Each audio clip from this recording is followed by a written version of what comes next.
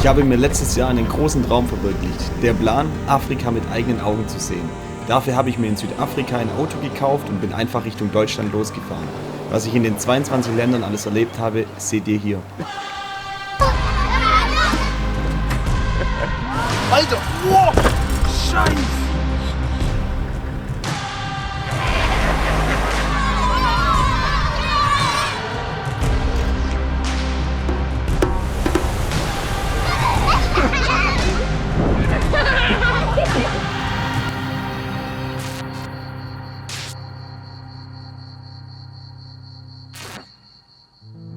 Es ist Tag 140 auf dem afrikanischen Kontinent und ich habe es bis in den Norden von Namibia geschafft. Mitten in einem ausgetrockneten Fluss in der Kowarib-Schlucht habe ich meine Freunde aus Botswana wieder getroffen. Auf der Suche nach einem geeigneten Schlafplatz und Unwissenheit, Sand richtig einzuschätzen, haben wir es doch tatsächlich hinbekommen, beide mit unseren Autos festzustecken. Seither versuchen wir seit Stunden, diese wieder auszugraben.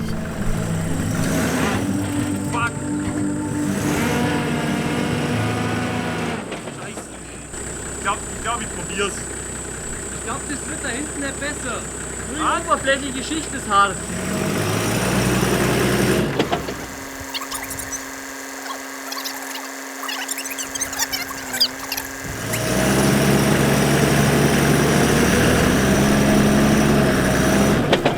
Jetzt bist du richtig tief auch hinten. Scheiße! Guck mal die Sandladders. Yes, gib Gas! Nein! Stopp! Das geht doch. Alter, das sind ja scheiße! Das Lässt mich doch langsam am Arsch, ey. Jetzt stecken wir beide drin. Das haben wir richtig gut geschafft. Oh Mann, ey! Mann, das sah so gut gerade aus. Ey, ich meine, Ich war mir sicher, dass du durchkommst. ich wirklich. dachte auch, fuck. Also es gibt's Wir müssen hier weg von diesem scheiß Eck. Das müsste jetzt schon gehen, ey. Stopp! Ja, ich grabe jetzt noch mal kurz ein bisschen was weg.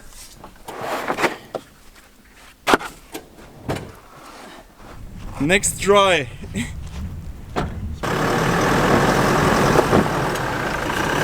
Gib Gas! Yes!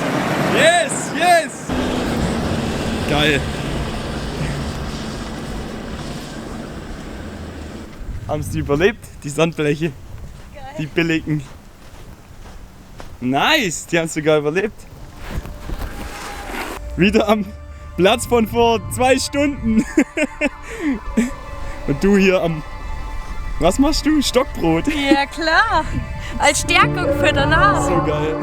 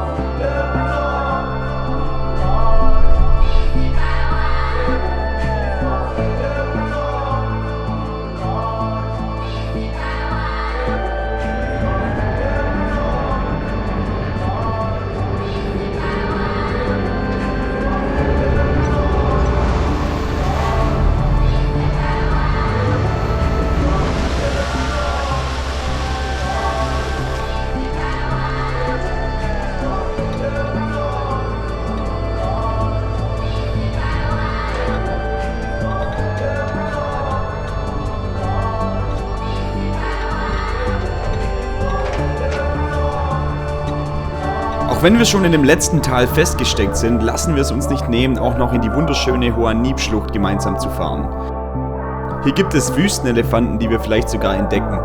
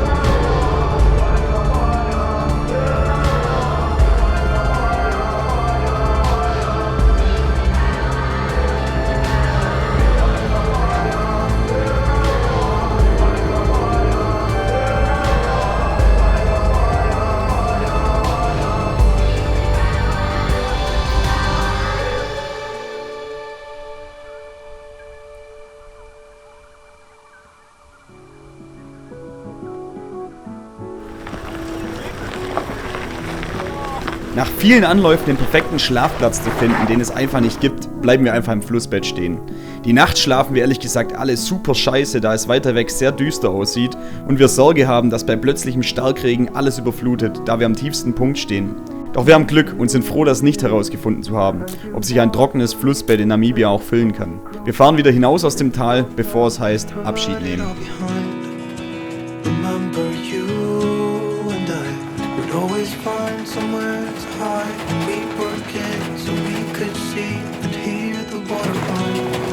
River's gonna cry when you're gone.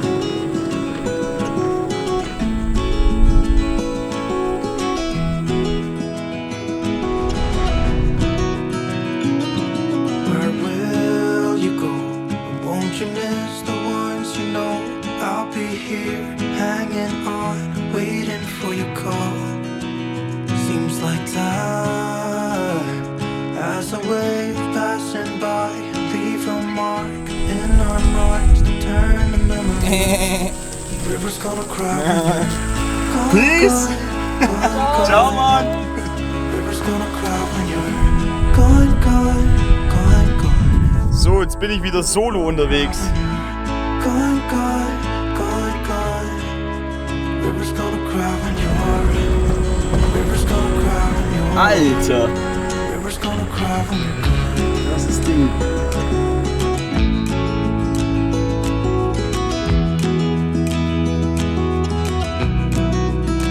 Ich war jetzt letzte Nacht auf dem Campingplatz und habe mir jetzt hier nochmal einige Informationen eingeholt, wie es auch die nächsten Tage weitergeht. Mit dem Visa nochmal geschaut und hin und her und habe da auch coole Leute kennengelernt, die mir noch einige Tipps für meine Weiterreise auch gegeben haben. Und jetzt fahre ich eben zu einem Typen, ich treffe mich jetzt gleich mit dem am Supermarkt. Er ist ein Guide und er geht mit mir zu einem Himba-Dorf. Hey, der heutige Tag war mal wieder einfach krass, muss ich schon sagen. Ich war jetzt bestimmt 3,5, 4 Stunden bei dem Dorf. Wir haben vorher noch eingekauft zusammen, John und ich. John ist selber ein Herero von einem Tribe, aber die sprechen die gleiche Sprache wie die Himba. Nur mit dem einzigen Unterschied, dass die Frauen anders angezogen sind. Die laufen nicht oben ohne rum und die bauen ihre Häuser viereckig und nicht in diesem Tipi-Form und rund. Ansonsten ist es relativ viel ähnlich und der selbstständig macht das jetzt seit 10 Jahren und ein richtig cooler Typ gewesen. Jetzt sind wir da hingefahren und der wusste selber auch nicht, wer da jetzt alles wohnt, weil die Himba-Leute, das sind Halbnomaden.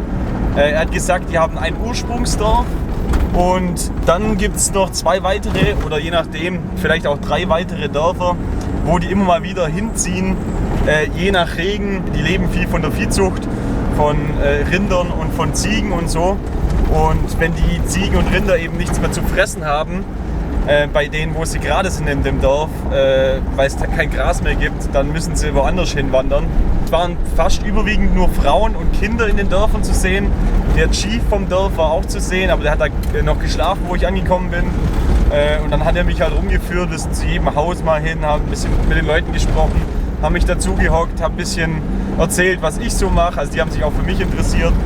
Und ich habe die gefragt, wie das ist, da zu leben und was sie für Rituale haben und keine Ahnung. War extrem spannend, mehr über die zu lernen. Und ich finde es einfach krass, wie basic die einfach in der heutigen Zeit noch leben.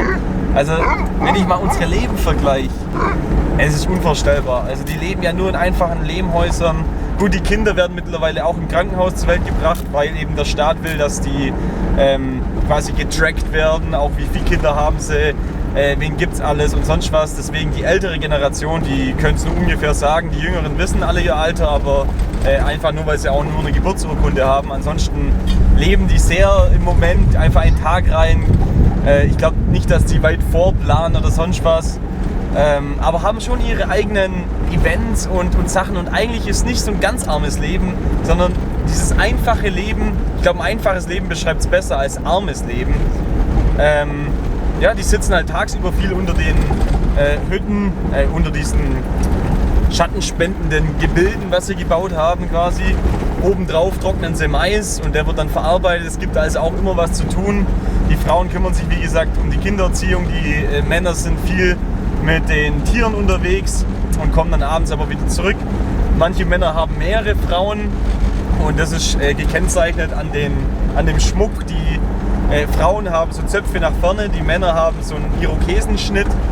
Und so haben die ganz viele Erkennungszeichen von ihrer Frisur und so, wo man ganz viel schon von weiter weg sehen kann und sagen kann über die Person. Also auch wenn du einen fremden Himba siehst, dann kannst du genau sagen, okay, die Frau ist verheiratet, die hat so und so viele Kinder und sonst was, nur allein vom Schmuck, was schon auch irgendwie spannend ist. Und die meisten Himba-Frauen, die ich kennengelernt habe, die haben teilweise über 5, 8, die eine hatte, glaube ich, 15 Kinder. Das ist eine richtige Gebärmaschine. Machen halt alles selber, benutzen nur das Zeug aus der Natur, auch um die Hütten zu bauen. Außen quasi als Schutzschicht kommt dann ein Gemisch aus Erde und Kuhdung ran. Und das kühlt eben tagsüber das Innere von der Hütte sehr ab. Und nachts wärmt es das auch dann wieder ein bisschen. Also es gibt die Wärme dann wieder ab. Und das Verrückteste an dem Ganzen fand ich das Kopfkissen. Am Ende saß ich so in der heiligsten Hütte, die Hütte von dem Chief von dem Dorf, also der Dorfälteste, saß eben in der Hütte mit den 2 Frauen da und einem Baby. Und es sind immer wieder Kinder so kichernd an die Tür gekommen, haben mich angeschaut und so. Und diese Tür ist eben gerichtet auf das heilige Feuer. Da werden die Kinder bekommen da ihre Namen, die alle auch eine krasse Bedeutung haben, wo sie mir erzählt haben. Und da werden die Toten auch bestattet, beziehungsweise wird nochmal den Ahnen übergeben und dann irgendwo begraben. Also die haben echt schon viele Rituale. Ich war leider jetzt nicht bei dem Tanz oder bei irgendeinem anderen Ritual dabei, in irgendeiner Zeremonie. Am Ende bin ich noch Drohne geflogen. The next drone master here. No, that's only a GoPro. I think this is more fascinating.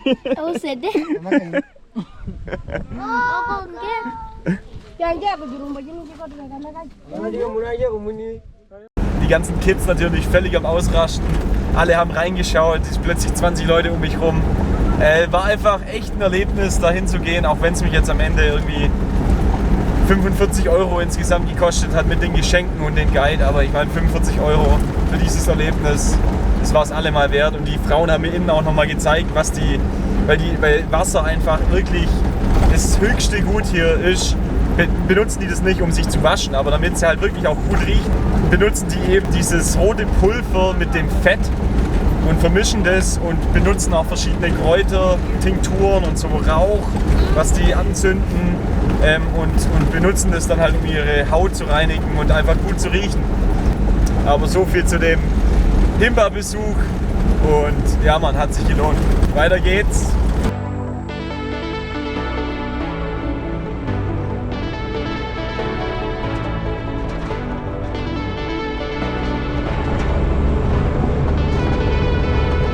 Ich bin kurz vor den Opupa-Wasserfällen, die direkt an der Grenze zwischen Namibia und Angola liegen. Der Scheiß ist nur, dass ich damit gerechnet habe, noch mal eine Tankstelle zu finden.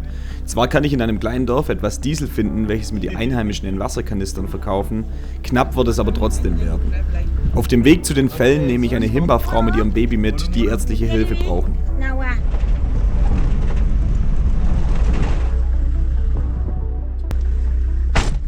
Und das ist das Krankenhaus. Oh, ich sitze jetzt hier gerade so völlig tiefenentspannt. Ich bin jetzt auf dem Campingplatz direkt an den Epupa Falls. Richtig geil, also die sind direkt da dahinter. Hab einen echt coolen Platz hier gefunden, bin halt noch der Erste auf dem Camp. Schreibe hier gerade gemütlich den Blog, schaue ich neben mir und einfach so ein fetter Leguan oder irgendeine Echse oder keine Ahnung was läuft an mir vorbei.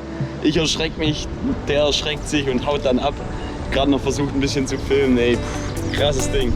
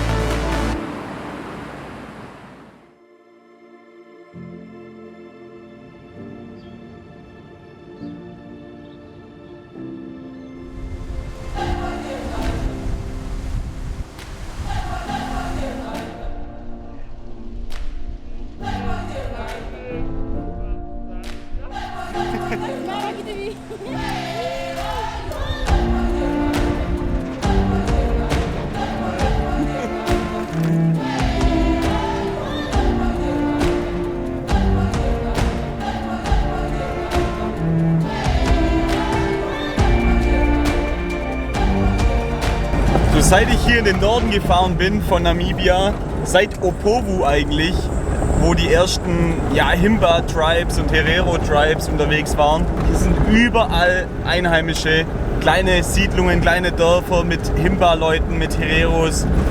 Teilweise waren die zwischendurch auch in Angola, die sind dann wieder zurückgeflüchtet. Also damals haben die Deutschen, glaube ich, die sogar vertrieben, soweit ich weiß. Hat mir zumindest der Guide gestern erzählt. Und es ist schon ziemlich krass. Also hier sind nicht viele Touris unterwegs. Ich fahre halt nur durch, die sehen mich schon von Weitem, die Kids. Weil ja nur die Mütter und die Kinder in den Dörfern sind. Und die Kids rennen dann zur Straße hin, die spurten hin über Stock und Stein und Felsen und haut's fast noch hin, nur damit die dann rechtzeitig am Auto sind, wenn ich vorbeifahre. Und ich kann nicht überall halten, weil das passiert hier alle, keine Ahnung, 500 Meter und ich meine, ich fahre hier 80 Kilometer den Fluss entlang. Es ist schon echt cool, ich versuche immer mal wieder mit ihnen zu reden. Ich habe gestern auch noch ein paar Wörter gelernt. So, hallo, guten Tag, danke, ich fahre nach Deutschland, lass uns zusammen ein Krokodil jagen gehen. Den Satz habe ich gelernt, wieso auch immer. Da gucken sie mich dann immer ganz verwirrt an, hey, was will er jetzt? Bin gespannt auf Angola, bis jetzt waren es nur einfache Länder. Ich kam mit Englisch ziemlich weit und jetzt fängt es mit dem Portugiesisch an. Ich war jetzt gerade bei den Ruacana-Fällen, die sind eigentlich ziemlich erbärmlich, man sieht eigentlich fast gar nichts. Unten noch ein paar Pfützen und ich habe jetzt gerade mit den Officers noch geredet und die haben einfach gesagt, das letzte Mal Regen war 2020, Anfang des Jahres. Müsst ihr euch mal vorstellen. Noch bevor Corona überhaupt angefangen hat, hatten die ihren letzten Regen. Ich meine, das ist schon richtig hart, oder? Und deswegen geht halt auch alles kaputt. Für die Ziegen und so gibt es fast gar nichts mehr zu futtern. Und wenn es für die Ziegen nichts mehr zu futtern gibt, dann gibt es auch irgendwann für die Menschen nichts mehr zu futtern. Also jeden Menschen, den ich hier treffe, der gestikuliert mir irgendwie, dass ich dem was zu essen geben soll und so. Ja, ist natürlich hart, an denen vorbeizufahren, teilweise. Ich versuche natürlich schon immer mal wieder was zu geben, aber wie gesagt, also ich kann nicht jeder Person helfen hier. Ich bin auf angolischem Boden, ey, was? Ich pack's nicht. Was für eine Geburt, ey, was für eine Geburt, Mann. Junge, Junge, Junge, Junge, Junge, Junge, Junge. Rechtsverkehr. Nach 4,5 Monaten hier. Absolutes Chaos. Fuck, ey, ich war da jetzt bestimmt 5 Stunden oder so. Oh. Hey, die angolanische Seite, das war ein Erlebnis. Ich kann das, glaube ich, gar nicht mehr wiedergeben. Ich bin von einer Stelle zur nächsten. Dann haben sie gesagt, mir fehlen da die Fotocopies. Dann sind die Fixer wieder mit meinem Führerschein abgehauen, haben da Fotocopies für ewig viel Geld gemacht und noch ein paar andere Dokumente, die mir gefehlt haben. Da war die Kontrolle mit PCR-Tests.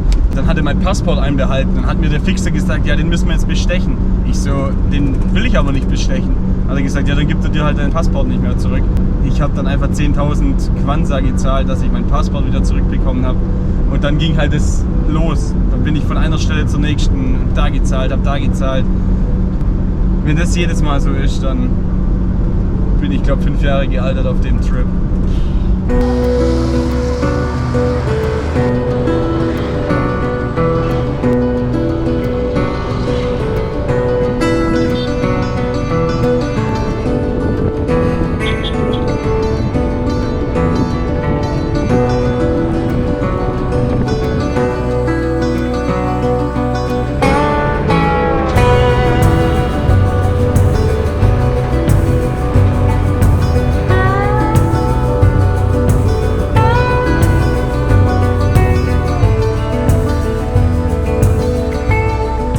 So, mein erstes Nachtlager in Angola. Hey, ich glaub's nicht. Ich habe so einen krassen Baum gefunden.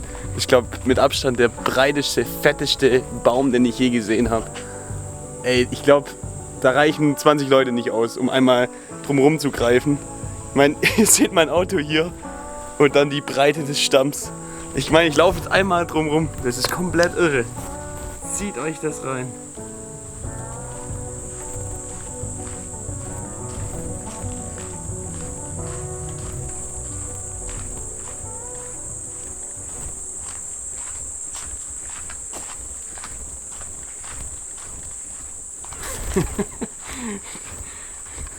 Da kannst du einfach einen Marathon drum rumlaufen. Ey, das ist genau so ein Baum wie bei Harry Potter, wo die mit dem Auto reinfliegen. Richtig krass, da fehlen jetzt nur noch die Boppel dran. Ey geil, da kletter ich jetzt gleich noch hoch. Aber jetzt gibt es erst noch eine kurze Drohnenaufnahme, weil jetzt gleich noch die Sonne am Horizont erscheint. Gerade noch rechtzeitig hier angekommen. Puh, dann hat sich der Stress von heute, der ganzen Grenze und allem doch noch gelohnt.